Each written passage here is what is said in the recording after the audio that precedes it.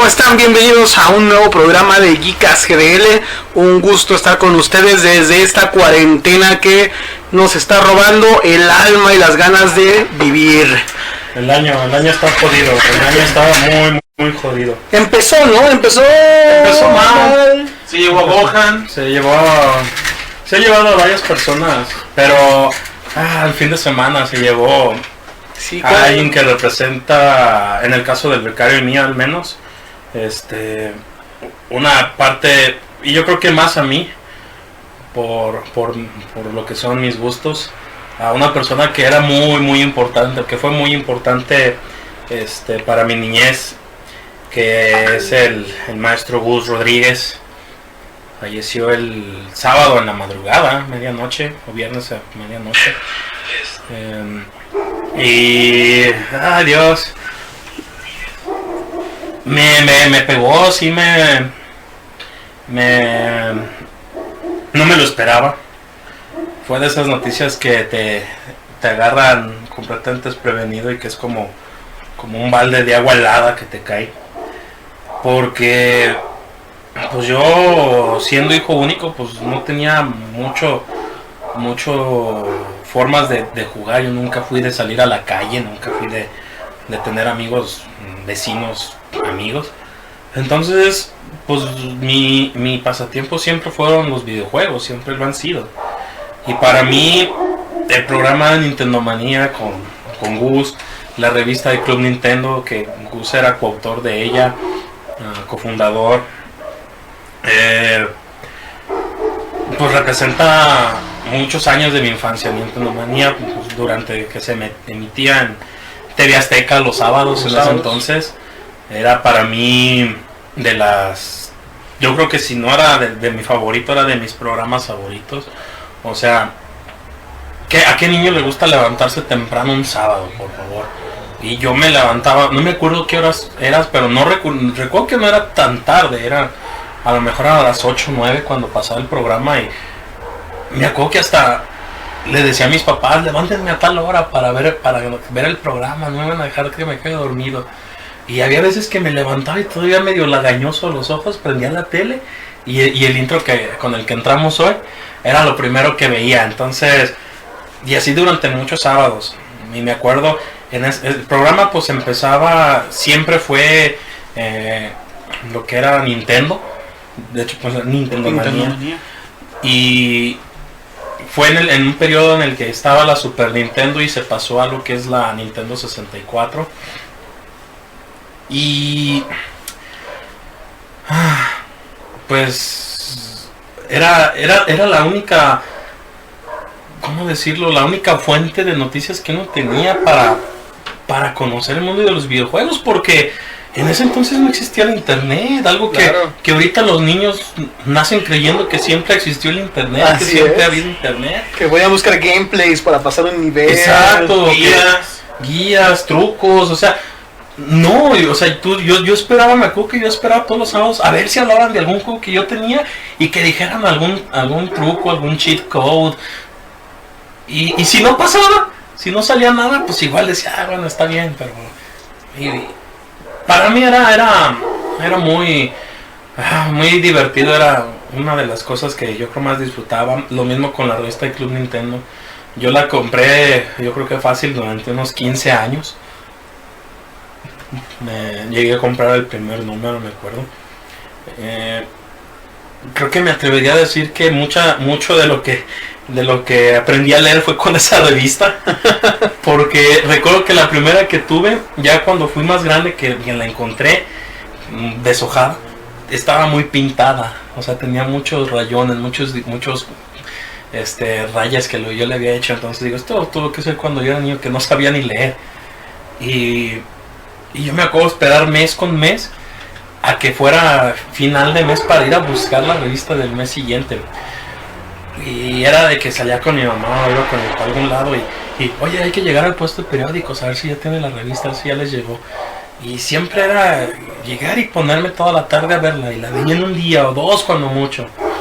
Y era algo que pues a mí me en gran medida me formó como la persona que soy. Fue la que los videojuegos al final de cuentas fueron una, ¿cómo decirlo? Una motivación muy importante de lo que me hizo a mí estudiar una carrera dirigida al área de la computación. Fue en gran medida por los videojuegos. Entonces, pues, si no hubiera existido Club Nintendo, si no hubiera existido Nintendo Manía, en lo personal probablemente no sería lo que soy yo ahora. No tendría el trabajo que tengo, no hubiera estudiado lo que estudié probablemente. Y pues el legado que deja el maestro Gus es sencillamente pues todo lo que representó él para la industria de los videojuegos en México y en Latinoamérica, porque la labor que hizo él junto con Pepe Sierra, no cualquiera, o sea, se intentó, casi fue el parteaguas para que los videojuegos entraran con todo en lo que es Latinoamérica. Y pues fue una noticia bien pesada, de esas que te arruinan todo el fin de semana. Así es. Y sin embargo, tuve la oportunidad hace unos minutos de ver un video que subió su hijo referente a lo que era fue la última voluntad de Gus. Y Dios, qué persona, qué ser humano. Hasta el final, o sea, su última voluntad no fue cuídense, no, fue hacia toda la gente, hagan una obra de buena voluntad, una obra de bondad con quien puedan, de manera desinteresada.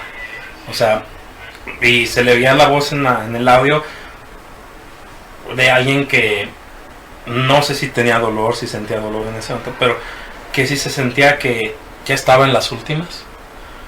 O sea, porque es algo que tú puedes decir muy tranquilamente ahorita, claro, háganlo, pero ya cuando estás en esa situación y que tus deseos sean para alguien más, aparte de tus seres más cercanos, habla de lo grande que fuiste como persona, como ser humano.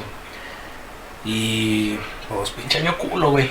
Sí, este año cada vez se pone más feo este año. Sí. Pero platicamos algo muy interesante. A mí me tocó Nintendo Manía cuando pues estaba muy chico, y sí me tocó Nintendo Manía, me tocó ver los trucos, ver todo lo que te enseñaba, porque Gus era una persona que le gustaba enseñar, pero la parte de Gus que originó todo esto, porque bueno, lo hizo en colaboración con otra persona, pero esa parte de Gus que lo llevó a guiarnos a todos por este sendero mágico de los videojuegos es muy curioso, y lo estábamos platicando al inicio del programa. Me gustaría que nos platicaras un poco de estos inicios de la revista Club Nintendo, que es muy épica, y yo creo que es una forma de rendirle homenaje al personaje, a la persona, porque a todos nos estremece su partida, pero creo que es el momento de hablar quién fue él, retrotraernos a ese momento donde él sintió la necesidad de crear algo para guiar a otras personas que no saben cómo pasar un nivel. Sí, bueno, pues Gus siempre dijo que él fue gamer, no gamer de como ahorita lo son todos, de que me van a pagar dinero por hacer mi stream. Ajá. No, eso son fantoches. No todos, pero él lo hacía por el gusto es como cuando haces algo no porque esperes dinero, sino porque te late hacerlo, te gusta hacerlo, te llena hacerlo. Él siempre fue muy aficionado en los videojuegos. Obviamente mucho antes que nosotros que estamos aquí. A lo mejor el becario sí. Son casi de la edad. Son casi de la edad. El becario ya anda rondando los 50 y tantos años. Yo soy becario, Yo soy becario. No, sí, pero no, dice ya fuera de broma. Lo que eran él y el otro coautor de la revista, cofundador de la revista Club Nintendo, Pepe Sierra, comentaron una anécdota hace algún tiempo que decía que pues ellos compraron una Nintendo y uno de sus primeros juegos fue el Zelda. Y ambos los tenían y mencionan de que pues, se la pasaban literal horas en el teléfono. No celular, señores, eran teléfonos de línea fija. De disco que tenías que marcar. No, sí, les mencionaban de disco y todo. En ese entonces, recuerdo, no había celulares, no había WhatsApp, no había nada de mensaje, no había mensajes de texto. Era o llamabas por teléfono o te veías con alguien. Todavía no existe el Viper ni siquiera, ¿verdad? En esta época. No, todavía no. No. Entonces era hablar por teléfono y mencionaba, oye, es que voy en tal lado. Ah, yo ya pasé eso. Oye, ¿cómo lo hiciste para pasar? Y se la pasaban hablando pues para ver cómo pasar el juego. Porque hay que recordar que el primer Zelda era un juego difícil en el sentido de que no tenía muchas instrucciones dentro del juego y las que había estaban en inglés. Claro. Y en ese entonces, estamos hablando de más de unos 30 años, que es un poco más, eran pocas las personas que sabían el inglés, aquí en México. Todavía, ¿verdad? Pero... Sí, todavía, pero imagínense, si ahorita, o sea, ya se está impartiendo como materia en las escuelas. En ese entonces no, o sea, en ese entonces... Si sabías inglés era porque tus padres eran americanos, o eras empresario, o eras alguien de mucho dinero que necesitabas haberlo estudiado para finanzas, lo que sea.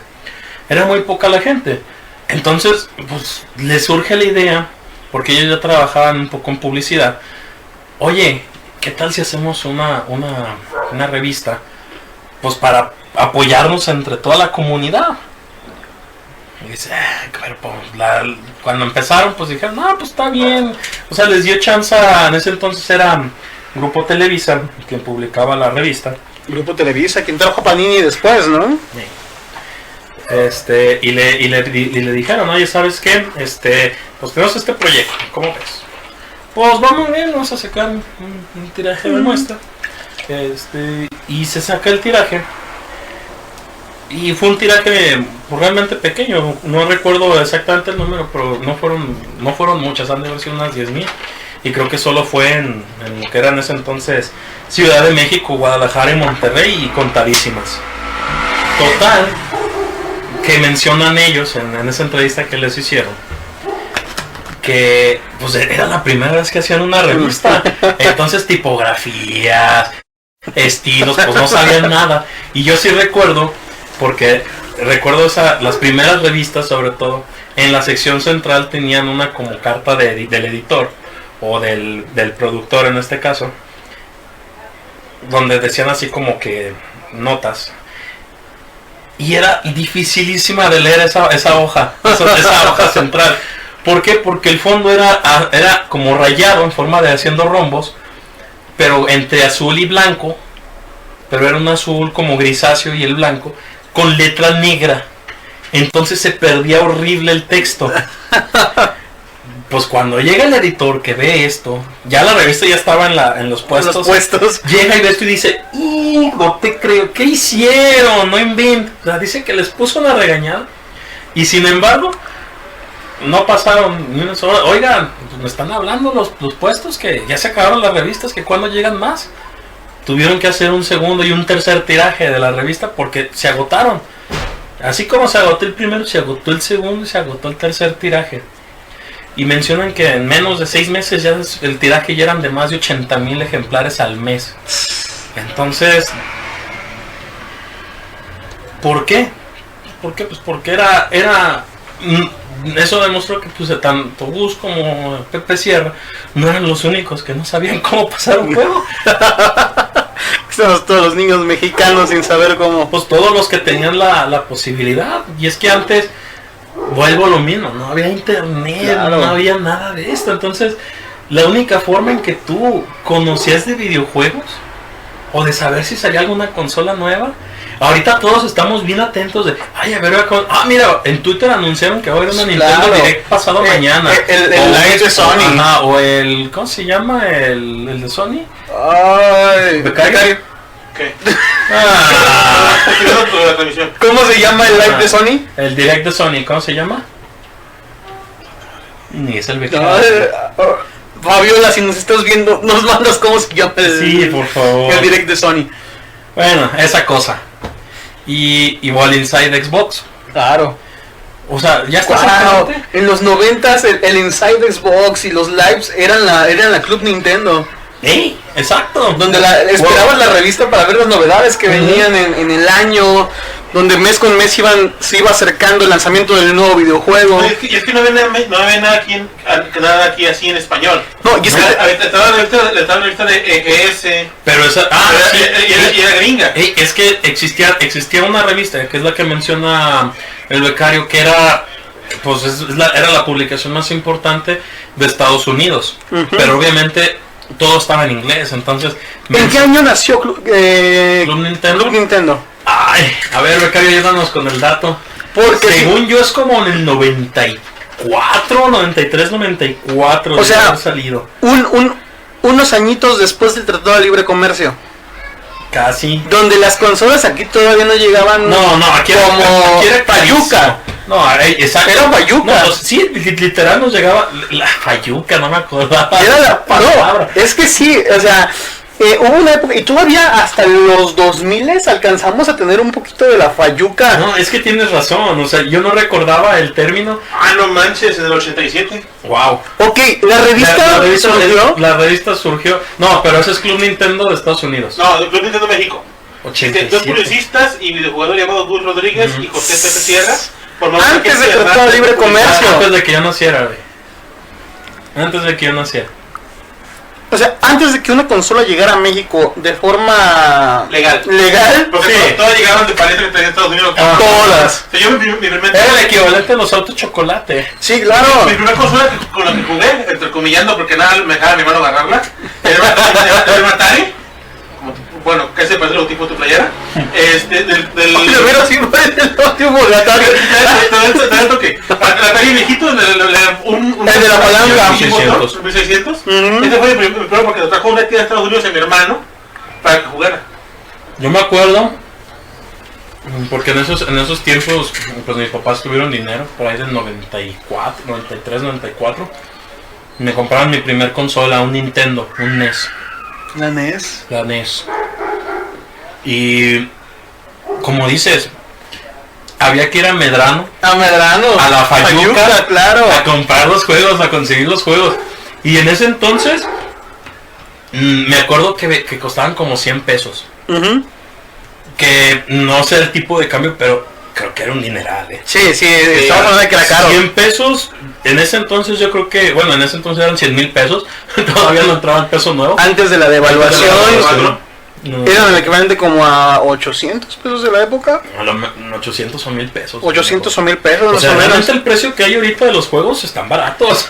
Sí. Con toda la inflación, o sea, sí recuerdo un estudio por ahí que hicieron el precio de los juegos en los 90 contra ahorita. Sí, claro. Y ahorita deberían de estar costando alrededor de $100. Es que el problema es que tuvimos entre esa generación y esta, tuvimos una generación muy barata. Que fue la del GameCube, la del PS1. No, inclusive antes con el Nintendo 64. Yo recuerdo que en el 64 los juegos costaban... No, pues fue la misma generación, ¿no? Estuvieron a la par. No, el GameCube fue después. El 64 fue con el PS1. Ajá. El GameCube fue con Play 2. Play 2. Es cierto. Sí, ahí ya fueron más caros, pero sin embargo seguían siendo baratos. Relativamente baratos. O sea, yo me acuerdo que los juegos los del Super Nintendo... No, sí me acuerdo. Los del tiempos del Super Nintendo, todavía PlayStation no existía. Eran los juegos, los más caros eran de 400 pesos. Y eran juegos que decías, estos son los que ahorita conoces, juegos AAA. Ajá. Un Street Fighter Alpha 2. Sí, los juegos de 1,500 pesos hoy en día o más. Exacto. Luego vino el 64 y me acuerdo que los precios empezaron ya de 480, 500, 550. O sea, yo me acuerdo que en ese entonces me daban a mí mis papás para gastar 30 pesos para la semana. Entonces, yo para comprar un juego, pues tenía que ahorrar prácticamente un mes. ¿Un mes? De no comprar nada, o sea, no comprar dulces en la escuela, para pues guardar los 30 pesos. Y pues aguantarme prácticamente el mes, 2 semanas para conseguir lo de un juego. Sí. Y bueno, 30 pesos ya fue más adelante. Al principio me daban creo que 10, 15, entonces era un mes. Y ¿cómo se llama? Eran 500 pesos un juego, 600 si ya eran caros. Y ya luego se vino la GameCube, que ya la GameCube sí ya eran 600 pesos por Sí, promedio. Pero yo me acuerdo que cuando se empezaron a disparar el precio de los juegos fue ya en la época del 360. Sí, ya se dispararon. Ahí sí ya vinieron los de 1,000 pesos. Ya vinieron los de 1,000 pesos. Que se mantuvieron buen rato a 1,000 pesos. De hecho, yo me acuerdo que en el 360 yo compré varios juegos todavía en 800 pesos. El Resident Evil 5, el Gears of War 2. Todos esos fueron de 700, 800 pesos. Y recuerdo que justo después del Resident 5, ¡pum! 200 pesos todos arriba. Sí. Y ya no bajaron de 1,000, bueno, no, 99. Y ahorita pues ya... 1,600, 1,400, 1,600 es precio de salida de un juego. De un juego AAA, vamos llamándolo así. Sí, claro, ahorita ya el estándar de los juegos siempre va a rondar los 1,000 pesos. Así es, pero fíjate, curioso, ¿no? Que esta revista salga, o sea, yo me imagino a Gus como acá en el contrabando de su consola que ni siquiera debería estar en México. Sí. Pero hay que recordar también que en esos tiempos Nintendo sí tenía presencia oficial. No era mucha, era una tienda en Ciudad de México, bueno, en el DF en ese entonces. Que de hecho no recuerdo el nombre, pero el propietario era un japonés de esa tienda. Y ahí seguido iban, porque el Gucci empezó haciendo como trípticos para la tienda. Ajá. Y entonces de esos trípticos el dueño pues fue el que empezó y dice, ay, están bien, pues pásamelos y yo aquí los reparto. Y los trípticos no eran otra cosa que los cheat codes. Sí. Lo que hacía uno en ese entonces de ir con su cuaderno a las maquinitas y aquí está el truco para más vidas. Aquí está el truco para llegar al nivel tal, o la contraseña para empezar desde el nivel fulano, el password, todo eso. ¿No es el juego de Mega Man? Sí. Mega Man trae unos puntitos. Puntitos y ya luego lo cambiaron por números. Sí. Así tienes que hacerlo. Había una revista aquí en Guadalajara que circulaba, que era muy parecida, que era como una hoja de cuaderno fotocopiada y cerrada. Es una revista tipo Atomics, pero mucho antes de que saliera. No me tocó. Y después de esta, estaba yo en la prepa y la dejaban en lugares de maquinitas. Una copia barata, porque lo costaba como 5 o 6 pesos. Y eso es algo que también hay que reconocer, porque la revista nunca fue cara, la de Club Nintendo. Lo platicamos otro día, ¿no? Comparándola con las otras. Había una revista que se llamaba N64. Ajá, sí. En tiempos del 64. Y también era directamente de ¿cómo se llama? Sobre puro de Nintendo. Obvio. Pero... Es que yo tuve una copia arrumbada de esa revista. Sí. En el 64. Era un poquito más grande que la de Club Nintendo en tamaño. Tenía gruesa, ¿no? No tanto. O sea, de hecho, esa tenía 64 páginas. Siempre. Hacía honor a su nombre. Menos los especiales. Y no, el Club Nintendo sí llegaba más. Por eso lea los comentarios, hay comentarios buenos. Sí llegaba más. Hay comentarios. Fíjate que ese tema está muy interesante. A todos nos gusta. Vamos viendo. Vamos a ver. Dice... Gus se convirtió en una luciérnaga. Sí. Señor Gus Rodríguez solo cambió de juego, porque tiene vidas infinitas. Muchas gracias, maestro, por todo. Saludos. Muchas gracias. Saludos, muchas gracias. Y sí, no es un game over. Bueno, él decía que el game over no es el final de un juego. No es un final de un juego. Ay, es que cuando dicen todas esas cosas se me hace tan nostálgico que te va como... Sí, no creas. Sí, se te aguadan los ojitos, sí. Ajá. Dice, recuerdo que Gus luchó para que América Latina fuera reconocida por Nintendo, y un factor que él buscaba era que los juegos llegaran en español. Por eso aprecio mucho jugar los juegos en español, porque siento que honro su trabajo. Eso es muy cierto, A mí todavía me tocó una gran parte de mi niñez. A mí de hecho, es algo que yo digo, o sea, a mí me dieron clases de inglés en la secundaria y poquito en la prepa. Me sirvió para las bases, sí. Nada más. El inglés que yo manejaba hasta que antes de estudiar inglés real fue gracias a los juegos. Los juegos, claro. Igual. Y tan es así que cuando me metí a estudiar inglés hace 2 años y medio, o sea, no fue o 2 años, no es ni mucho tiempo. La primera clase que tuve, el maestro me dijo, oye, ¿cuánto tiempo tienes estudiando? Bien, sí. Hoy. 10 minutos, 10 minutos. Hoy. No, en serio. No, es en serio. Pero es que hablas, o sea, entiendes muchas cosas. Y pues le dije, no, pues es que, o sea, yo nunca he estudiado en forma, pero... Es que en mis años no venían doblados los videojuegos. venían traducidos. No, es que es en serio, o sea, yo le dije, ¿Sí? no, pues es que... Pues a mí siempre me gustaron los juegos y yo desde niño, pues tenía que leer mucho. Y luego dije, bueno, está bien, te creo porque tengo un amigo que nunca ha estudiado inglés y habla muy bien y dice que es por eso. Y sí, me consta. Sí, claro. ¿Hay más comentarios que quiera leer? Sí, dice, imagínate el esfuerzo para crear las guías. Tomaba fotos a la pantalla para hacer las guías. Sí, muchísimas gracias, Rob, tienes toda la razón. Menciona, porque hacían unos mapas de los niveles de Mario Bros 3 que eran hermosos los mapas. O sea, era todo el mapa, imagínate todo el mapa, todo scrolleado, el scrollado, ¿sí? Lo hacían a mano.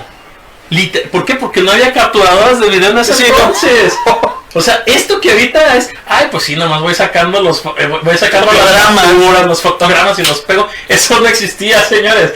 Eran a mano, dibujados a mano. Es amor a lo que haces. Sí. Esas revistas americanas llegaban a México también, eso es cierto. Les Velasco nos dice, mis tíos también tenían una NES. La pura joya esa madre, claro que sí. Sí. Jamás olvidaré los sábados en casa de la abuela comiendo gusgueras y jugando Mario 1, 2 y 3. Sí. Batman. El Resident Evil 4 del GameCube, ya eso es más contemporáneo. Pero... y de hecho hay un caso muy curioso. ¿Tú sabes por qué Gus salió de Nintendo Manía? No, a ver, dime. Esa sí no me la sé. Y habla de la calidad de persona que era Gus. A ver. TV Azteca. Estaba surgiendo un joven llamado Eugenio Derbez. Y tenía unos personajes creados. Entonces TV Azteca quería fusilarse unas ideas de estos personajes para un programa que tenían en mente que se iba a llamar Hechos de Peluche. Okay. Y querían fusilarse unas ideas. Y Gus estaba invitado de, ¿sabes qué? Eres creativo, ayúdanos a escribir sketches para este programa. Él dijo, no. Paso 2, voy con Derbez, ¿sabes qué? Quieren hacer esto con tus personajes. Paso 3, se entera TV Azteca, se va de... es que de Nintendo Manía. Derbez y Gus eran muy amigos. Se va de Nintendo Manía, pero... se fue unos programas porque se dieron cuenta que no era lo mismo. No. Y entonces le dice, ¿sabes qué? ¿Puedes volver? Bueno, puedes volver, vuelve por favor. Vuelve por favor, pero no vas a salir a cuadro. Y es cuando se hace el cambio que entran los conductores nuevos, pero ya eso no duró mucho. Y que se empezó a llamar Club Nintendo. Evolucionó a Club Nintendo. No sé si recuerdan esa transición. Es que ya fue lo último. Según yo, eso ya no duró mucho. Yo no lo veía. Que pasaron a ser conductores adolescentes. Es que el programa original eran Gus y Javi. Eran los que eran. Y ya más adelante entra Maggie. Sí. Ahí todavía era muy bueno el programa. La verdad es que sí lo quisieron hacer el cambio. Y ya Gus nomás detrás como productor. Y se queda Maggie con este chavo. O sea, sí fue bueno. Pero... Omar Thatcher, perdón. Omar Thatcher, sí. Que fíjate que Omar Thatcher era bueno, pero no... Es que llegó a lo mismo. Es que aquí viene una cosa. Gus era una persona que amaba los videojuegos. Exacto. Y los otros eran conductores. Conductores, exactamente. Y yo me acuerdo mucho de una... Y lo tengo bien grabado, no es un sketch, es como un tipo comercial que hizo dentro de Nintendo Manía cuando se estrenaron las pantuflas de Mario Bros. Las pantuflas de planta carnívora, que era el bote de planta de peluche y las dos pantuflas encajadas dando la forma de la... ¿Sabes dónde los venden? ¿Dónde? En la tienda de Nintendo, en Japón. Uy. Pero dije, y esto no cabe en la maleta. Y yo me acuerdo de ellas porque Gus un día las anunció. Y por ahí debe estar el comercial en YouTube de Gus sacando las pantuflas del bote y poniéndoselas Sí, no. que era lo mejor para jugar. Hasta Mario está triste, mira. No, pues es que si Nintendo tiene la penetración que tiene en Latinoamérica es por Gus Rodríguez. Sí, claro. Porque él siempre fue un nintendero toda su vida. O sea, fue gamer toda su vida, él siempre apoyó todo lo que eran los videojuegos. Pero, pues, él estaba casado con Nintendo. Fue una eminencia en su rama. O sea, siendo francos, hay gente que puede hacer muchas cosas, gente que puede intentar de todo, pero cuando es lo que amas, se nota. Sí. Y es aquí donde viene la frase que si te dedicas a hacer lo que te gusta, no vas a tener que trabajar un solo día de tu vida. Y yo creo que es algo que Gus llevó a la máxima potencia. ¿Por qué? Porque él literal hizo de su pasión su medio de vida. Y no porque buscara el dinero, sino porque él hacía tanto lo que le gustaba, que tarde o temprano le llegó. Es algo que él menciona, o sea, decía... Si nosotros hubiéramos hecho esto por dinero, hubiéramos hecho otra cosa. O sea, en ese entonces los videojuegos no eran, ¿cómo se llama? Perdón, literalmente están balaceando a alguien aquí afuera. No era un negocio seguro. O sea, o sea, no lo hacemos por dinero. Claro, apuesta. Claro. No es que ni siquiera apuesta. Lo hizo sin saber el futuro. Es que fíjate, pero lo hizo por gusto. Hoy en día, a dedicarte a eso, es una apuesta, desde que puede que pegue, puede que no. En esa época ni siquiera existía el mercado. Le estaba dedicando mi vida a algo que era fayuca. O sea, que ni siquiera era legal. Vamos diciéndolo, es como hace un par de años cuando le apostabas todos tus ingresos a los fidget spinners. cuando me callo. No, pero no son cualquier spinner. Los de Spider-Man, de Iron Man son Aquí bonitos. tenemos la prueba Son de los de que brillan. de que O era de los que brillaban. ¿cómo no invertir tu dinero? Mi mente brilla, qué buena onda. No, pero es como ese par de jóvenes que en una cochera se pusieron a crear una computadora. Y no sabían ni siquiera iba a pegar uno, ni siquiera sabían si el mercado iba Stephen Hopkins y Albert Einstein.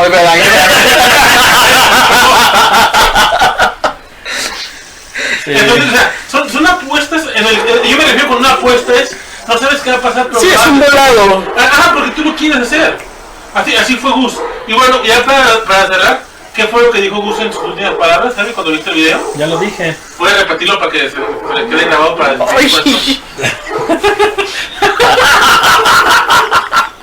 Oye, qué bien, ¿eh? Eso ha sido una revelación en mi vida. Yo me imagino a Isaac en la noche, ya tomándome mensaje.